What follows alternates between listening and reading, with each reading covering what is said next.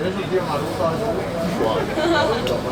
Claro, Esa polla para la isla. ahora te queda bastante Ya. Twitter en todo. Yo es que en Twitter solo pongo las cosas que se me digan a la cabeza que no sé quién. Pero Instagram, Yo es que no uso ya nada, tío, no uso casi ni WhatsApp. YouTube. YouTube ya te me da todo. En inglés. O Netflix. Ya, es que son una de las series. Estoy viendo los 100 ahora. Bellamy, es una mierda. Bellamy. Bellamy.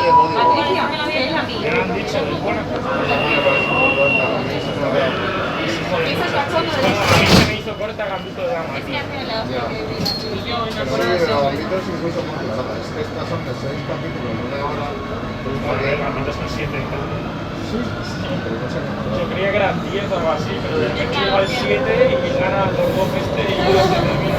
Ya, pero ves, ahí se termina bien. Es que en la de Hollywood se termina Ya se suele mucho. Lo que sea, se saca. Hasta el 2022 no saca.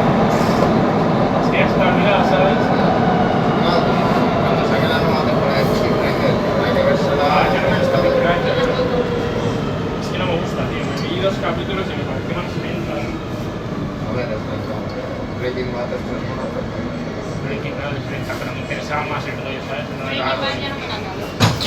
Sí, ya la última La temporada última es temporada es la mejor de todas. Joder, tú. la 4 y la 5 son más temporadas de La primera y la segunda es la mierda. La Yo me tercera quedé está buena. cuando raptan al tío este y se da A cuenta de Jesse. quiénes son. Es Jesse y el prota raptan a un tío. Jesse no se acuerda. Ah, son muy buenos. Vale, la 4. Sí, ahí me quedé yo. Joder, Es como la segunda. Ya me ha hecho Bizum el de Beauty. Callaos la puta boca. Callaos la puta boca. ¡Estás borracha! Yo no. voy a llorar. No, pero es verdad que yo las de Netflix me las mato.